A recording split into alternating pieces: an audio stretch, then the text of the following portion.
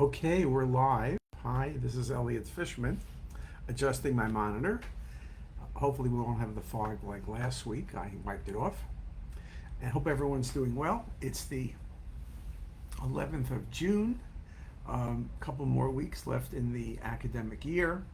So we'll be getting rid of our fellows, a bunch of the residents, getting a bunch of new residents, getting a bunch of new fellows. So we do wish everybody who is in transition only the best. We hope that their next stop will be terrific wherever they end up going. And obviously, if you're a radiologist, a radiology fellow, and you're taking your first job, maybe it's your last job. Hopefully you find the perfect position, but it's a good time to be looking, right? The radiology market has never been stronger. I think the ACR said there's 3 or 4 positions for every one radiologist. So it's a good time to be in radiology, and concurrent with the shortage, salaries, benefits, all those things that we care about just a little, particularly as you come out of your residency and fellowship. So 5 years of indentured service is over, right? So congratulations to all of you. And I always like to make the point that most of the fellows, wherever they go, whatever they do, make more than the senior faculty at Hopkins the day they start, no matter how many years you were here. It's a much better deal, but that's by choice. But anyway, we do wish everybody only the best going forward.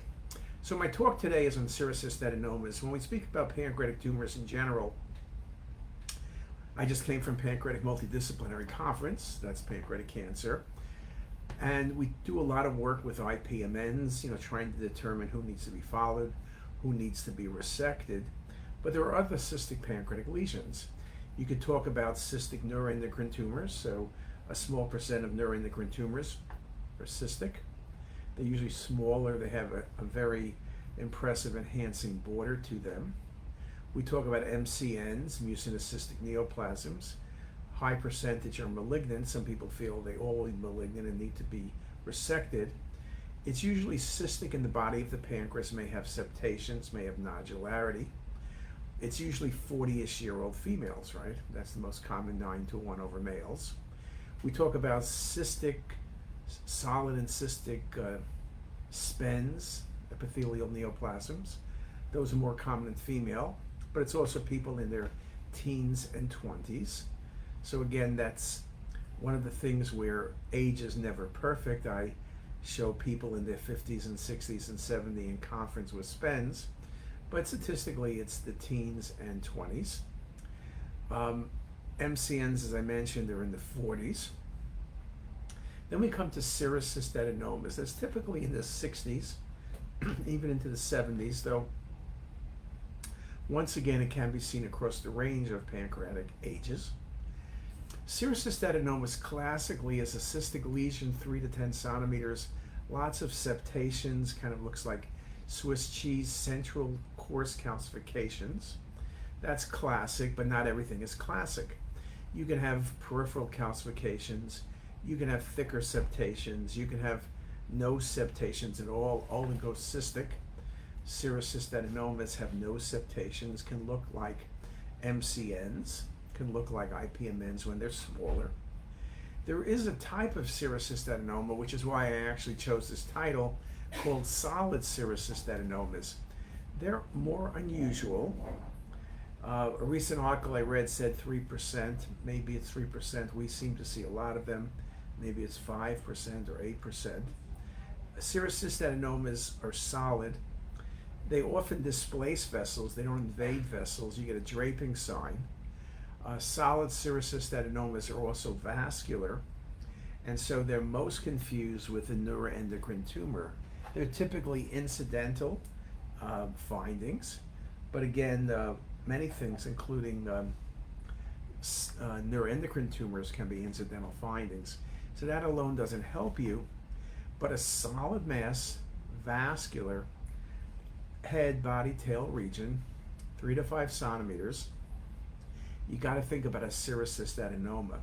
Again, no invasion, sharp margins. They occasionally can have calcification. I mentioned classic serous cystadenoma has punctate or stellate or starburst calcifications in the center, but we not uncommonly will see no calcifications. We also not uncommonly will see peripheral calcifications. So calcifications, we're writing an article on that now.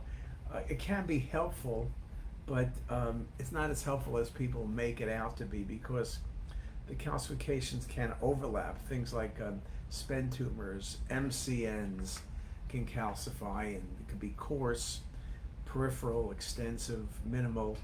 The only thing that truthfully doesn't calcify is pancreatic adenocarcinoma. The only time we see calcifications, or almost the only time, with pancreatic adenocarcinoma is when there's a carcinoma arising within chronic pancreatitis. Then you have the calcifications that relate not to the tumor but to the chronic pancreatitis. So that's something to remember. So serous cystadenomas, again, you may not always be right, but at least it pays to mention it, because now in terms of malignancy, serous cystadenomas are never malignant. They're not pre-malignant like MCN, for example. But people will typically, if patients are good surgical candidates and they're younger and tumors are over 5 cm, they'll often have them resected, because not that you're concerned about malignancy, and often the patients are asymptomatic when the lesions are smaller, but these lesions can grow over time. And people say, well, if I can do a distal pancreatectomy, particularly those, I can cure you before you have any problems. If the lesions get large enough, it's hard to do a limited surgery. Now, of course, that's great when you have a tail of pancreas lesion, but what happens when you have a head of pancreas lesion, where it could involve the duodenum, but you're also requiring a Whipple's procedure, which has all sorts of complications. So it's really not the simplest thing. If patients have comorbidities or they're willing to follow and they're asymptomatic, perhaps simply follow them. Again, I mentioned serous cystadenomas, there's no evidence, there's no article anywhere, anytime, any case report of a lesion becoming malignant over time.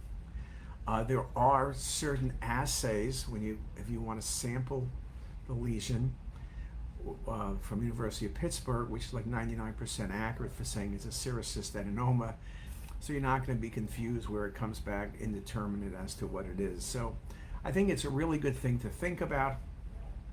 We are trying to put together a series of cases. We have 20 or 30, and see what information we can give you and report that in an article. So we are working on that. And that's really it for today. I hope everybody's doing well. Let me scroll up a little bit.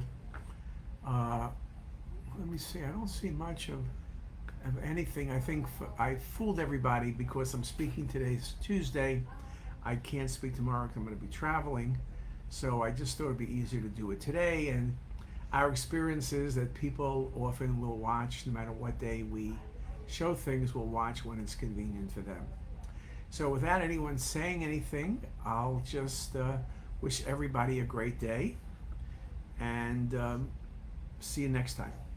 Bye, guys.